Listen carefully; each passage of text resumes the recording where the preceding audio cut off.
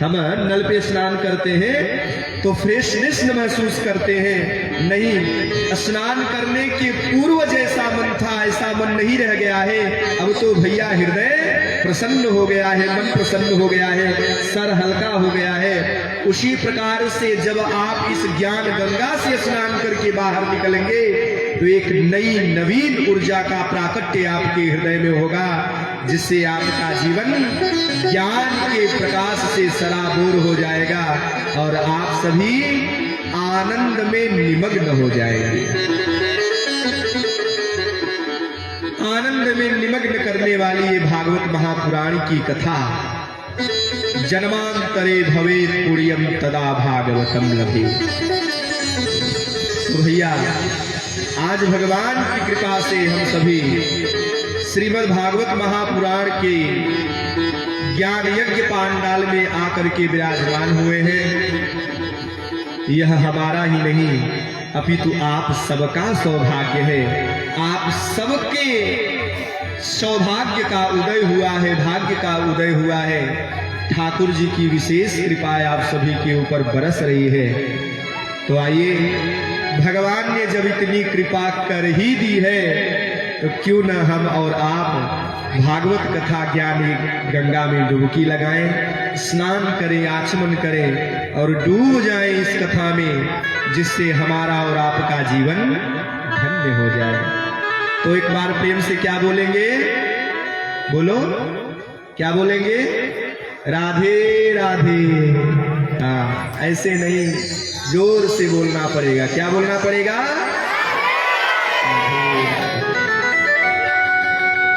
बोलिए भागवत भगवान की जय। अच्छा, भूख लगती है तो आप क्या करते हैं? भोजन करते हैं। भूख की तृप्ति के लिए हमें भोजन की आवश्यकता होती है। भोजन की ये महिमा है कि आपके पेट का जो ज्वर है, आपके पेट का जो भूख है वो शांत कर देता है। अच्छा, पानी जब प्यास लगता है तो आप क्या करते हो? पानी पीते हैं। तो पानी की महिमा क्या है? आपके प्यास को बुझाती है। उसी प्रकार से भागवत की भी महिमा है। क्या है? महिमा है। भागवत हम क्यों सुने? भागवत की कथा क्यों होती है? ये भागवत है क्या? 3-4 घंटे 7 दिन तक हम अपना बर्बाद करेंगे तो इस भागवत से हमें मिलेगा क्यों? हम इस कथा में आकर के क्यों बैठे? इस प्रश्न का उत्तर आपको भागवत जी का महात्म्य यानी महिमा सुनने से मिलेगा। क्या सुनने से मिलेगा? महिमा, महात्म्य जिसको बोलते हैं। तो भागवत हम सुनेंगे, उससे पूर्व हम भागवत जी की महिमा सुनेंगे कि भागवत सुनने से होता क्या है। तो भैया, भागवत जी की महिमा कहां से आई है? पद्म पुराण से। कहां से? पद्म पुराण से। 18 प्रकार के पुराण हैं। ब्रह्म पुराण, मत्स्य पुराण, कूर्म पुराण, नारद पुराण, अग्नि पुराण, बहुत प्रकार के 18 पुराण हैं। 18वां पुराण भागवत महापुराण है और उसमें एक पुराण है जिसका नाम है पद्म पुराण। क्या नाम है? पद्म पुराण। तो पद्म पुराण ने श्रीमद् भागवत महापुराण की महिमा गाई। अब जैसे मैं नालायक हूं कि अच्छा आदमी हूं, अगर मैं कहूं कि मैं बहुत अच्छा आदमी हूं तो ये अतिशयोक्ति हो जाएगी, ये अच्छा नहीं कहाएगा। अगर आप कहें कि नहीं हम अच्छे हैं तब तो ये मानने वाली बात है। अगर हम ही कहें कि नहीं मैं बहुत अच्छा आदमी हूं तो ये अच्छी बात नहीं है। अपने मुख से अपनी बड़ाई शोभायमान नहीं है।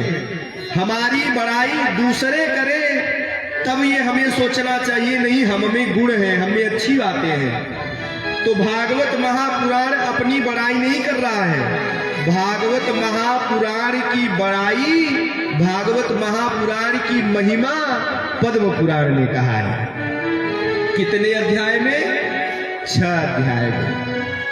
उसी 6 अध्याय की चर्चा आज हम सभी प्रारंभ कर रहे हैं। हाथ को जोड़ करके मन में कृष्ण का चिंतन करना है और भागवत महापुराण के महात्म्य में प्रवेश कर देना है। बोलिए पद्म पुराण की, श्री भागवत भगवान की, श्री राधा रानी सरकार की।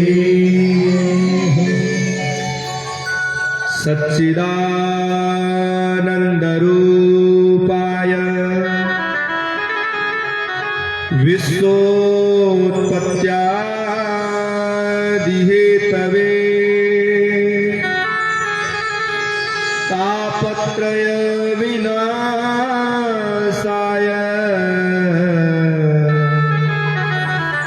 श्री कृष्णाय वयं नुमः।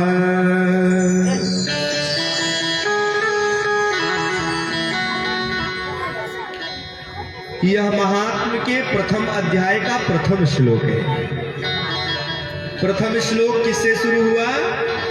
श्री कृष्णाय वयं नुमः। किसको प्रणाम कर रहे हैं? श्री कृष्णचंद्र भगवान को हम प्रणाम कर रहे हैं। क्यों प्रणाम कर रहे हैं? अब देखो, अगर ध्यान से सुनोगे ना तो आपको बहुत आनंद आएगा। और बंधुओं, ये जो बच्चे सामने बैठे हैं, मोबाइल पे लाइव चल रहा है। पेज है फेसबुक पेज आशीष जी महाराज। तो जब आप यहां से उठना तो मोबाइल में देखने का मन करे तो उसी पेज को खोलोगे आप तो आपको ये कथा दिख जाएगी। इसलिए आपको फोटो खींचने की अथवा वीडियो बनाने की जरूरत अभी नहीं है। तो आप शांति का परिचय देते हुए, शांति का दान देते हुए बैठे, जिससे कि न हम डिस्टर्ब हो न हमारे बगल बैठने वाला डिस्टर्ब हो। यह कथा उसके हृदय तक जाए, ऐसा हमें प्रयास करना चाहिए। क्यों प्रणाम करते हैं किसी को? हमसे या तो वो श्रेष्ठ है, ज्ञान में, आयु में, बल में, बुद्धि में, विद्या में हमसे श्रेष्ठ है तो हम उसे प्रणाम करते हैं। जो हमसे श्रेष्ठ होता है उसको हम प्रणाम करते हैं। तो कृष्ण में ऐसी क्या श्रेष्ठता है कि हम कृष्ण को प्रणाम करें? तो कहते हैं भैया, सच्चिदानंद रूपाय। भगवान का स्वरूप बड़ा सुंदर है। कैसा स्वरूप है? सतघन चितघन आनंद घन। सत, चित और आनंद, जब तीनों को एक करेंगे तो क्या बनेगा शब्द? सच्चिदानंद। क्या बोलेंगे? सच्चिदानंद। सत का मतलब क्या होता है? सत का मतलब यह होता है कि जो तीनों कालों में सत्य है, प्रेजेंट, पास्ट और फ्यूचर, वर्तमान में, बीते हुए कल में और आने वाले कल में, जिसकी सत्ता कभी ना समाप्त होवे। जैसे ये सृष्टि है तब तो वो है ही है, जब सृष्टि नहीं थी तब भी वो था, और जब ये सृष्टि प्रलयकालीन जल में विलीन हो जाएगी तब भी उसकी सत्ता समाप्त नहीं होगी। ऐसे परमात्मा को हम क्या बोलते हैं? सत बोलते हैं। इसे एक प्रकार से और हम समझेंगे। जैसे घड़ा होता है ना, घड़ा आपने देखा है, मिट्टी का घड़ा, मिट्टी का घड़ा। जब घड़ा उस मिट्टी से नहीं बना रहता है तो क्या रहता है? मिट्टी। और जब उस मिट्टी से घड़ा बन जाता है तो भी वो क्या रहती है? मिट्टी, परंतु नाम बदल जाता है। क्या बोलते हैं? मिट्टी का घड़ा। परंतु मिट्टी तो रहती ही रहती है। और जब यूज हो जाता है, उस घड़े को हम फेंक देते हैं, वो फूट जाता है, तब वो क्या बन जाता है? मिट्टी। उस मिट्टी की सत्ता समाप्त नहीं हुई, चाहे घड़ा बना था अथवा नहीं बना था। घड़ा नहीं बना था तब भी मिट्टी, घड़ा बन गया तब भी मिट्टी, और जब घड़ा फूट गया तब भी मिट्टी। यानी उस परमात्मा की सत्ता समाप्त नहीं होती है। जिस परमात्मा की सत्ता कभी समाप्त न हो, ऐसे प्रभु को हम क्या बोलते हैं? सत्य। और इस संसार में सत्य क्या है? केवल कृष्ण ही सत्य है। ब्रह्म सत्यम जगन मिथ्या। ये संसार असत्य है, मिथ्या है, माया है, माया का संसार। सत्य है तो वो परमात्मा और उसकी भक्ति। दूसरा शब्द क्या है? चित। चित यानी होता है प्रकाश।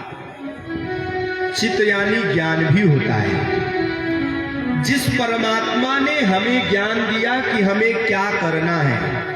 अब देखो, भैंस को तो ज्ञान नहीं दिया, भैंस को केवल इतना ही ज्ञान दिया कि तुम्हें भोजन करना है और दूध देना है। परंतु हमें इतना ज्ञान दिया, हमें भजन भी करना है, हमें भोजन भी करना है, हमें दया भी करनी है दूसरों पर, हमें कृपा भी करनी है, हमें अपने इस संसार के बाद अपने उस संसार के विषय में भी सोचना है।